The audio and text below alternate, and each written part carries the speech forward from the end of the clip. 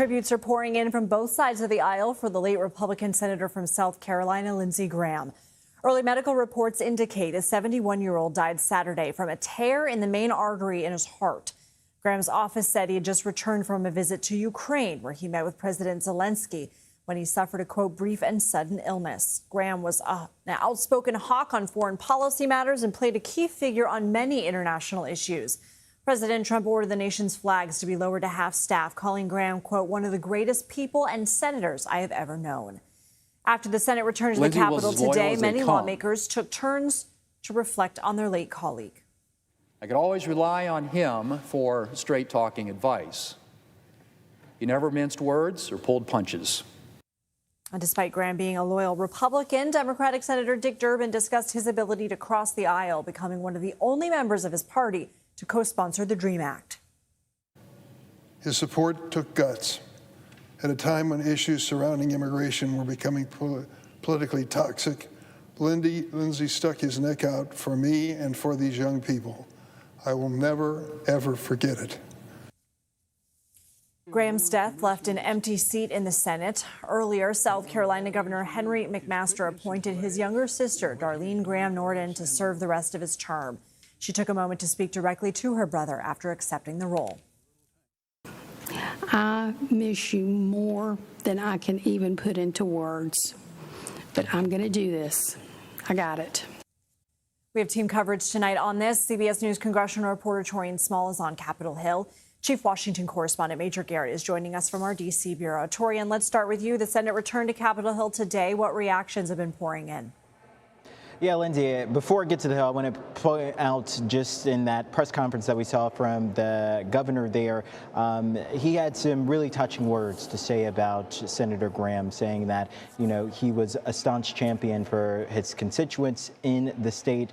But there was this moment that I think everyone took a chuckle with. It brought about a bit of levity to this really somber moment when he mistakenly called him irresistible instead of irreplaceable. His successor and his sister, Darlene Graham, pointed that out immediately when she took up the podium accepting this appointment and said that she would not let her brother down, that she would be looking forward to serving on his behalf in this interim role. On the Hill, we've seen and heard bipartisan grief and in unison, members of the Democratic Party, Republican Party expressing condolences to his family and also pointing out just how much of a statesman he was, his efforts in addressing foreign policy issues. And one big last win that he brought to the Hill was support from the Trump administration to move forward with his Russian sanctions bill. This, of course, addressing ongoing aggression Russia has with Ukraine, Lindsay. And Senator Graham had been running for re-election this November midterm. What is the process now to fill his seat? Yeah, so we talked about his appointment for an interim replacement and his sister. But on the other end, he was on the ballot in November. So now a special election is in play. Contenders have between July 21st and 28th to get their names in the running. And we already know there's a handful of Republican lawmakers on the Hill who also want to be considered. Congresswoman Nancy Mace, as well as Congressman Ralph Norman. Both ran for governor unsuccessfully.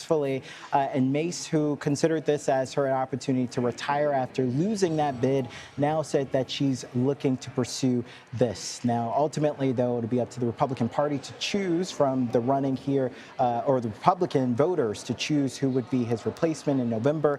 But again, all eyes on that seat that would replace Darlene come January, whoever wins the November election. Taurean Small, thank you.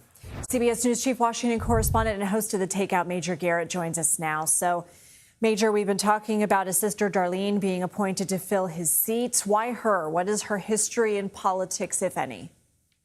That she was very close to her brother and her brother vice versa. She was his, rather say, Senator Graham, long before he got into politics. At about age 20, became her legal guardian. At age 13 for Darlene, both their parents passed away. And Darlene has often said that the most important person in her life from that moment forward was her older brother, Lindsey Graham. She appeared in campaign commercials when Senator Graham ran for re-election. And in 2015, when Senator Graham was pursuing the Republican presidential nomination, he gave an interview to C-SPAN and said if he was elected and was a bachelor president, his sister would play a very prominent role for him at the White House.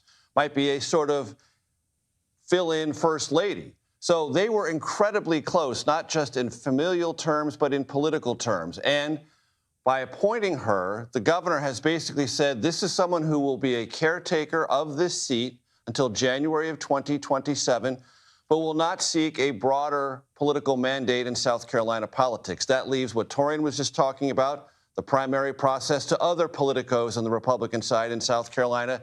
It is a nod to Senator Graham. His sister will hold the seat, but she will not be sharp elbowing anyone else in order to have that seat for the full 6 years. That'll be up to other South Carolina Republicans to do to each other. What does his death mean for the party? So it's a void. It's a void in the Senate in terms of one vote. That's important because they have a somewhat narrow majority. But Lindsey Graham was much more important than a single Republican vote in the Senate. He was one of the best people to talk to President Trump, translate President Trump's messaging to the Senate Republican Conference writ large, and specifically to the Senate Majority Leader John Thune. John Thune and President Trump get along, but they don't talk nearly as frequently as Trump did with Graham. Graham smoothed a lot of things over within the Republican Conference, and at times, not very often, but at times, could be a way by which Trump could get a read of the Senate Democratic caucus, because Lindsey Graham had good relationships there as well. So he was a glue person for the White House in the Senate. And when you lose a glue person in these partisan times, you don't have as much radar. I know I'm mixing metaphors here, Lindsey, forgive me for that, than you would otherwise. Lindsey Graham was very important to the White House in that capacity, and he would be very hard to replace. Well, we not only forgive you, we're grateful to you. Major Garrett, thank you.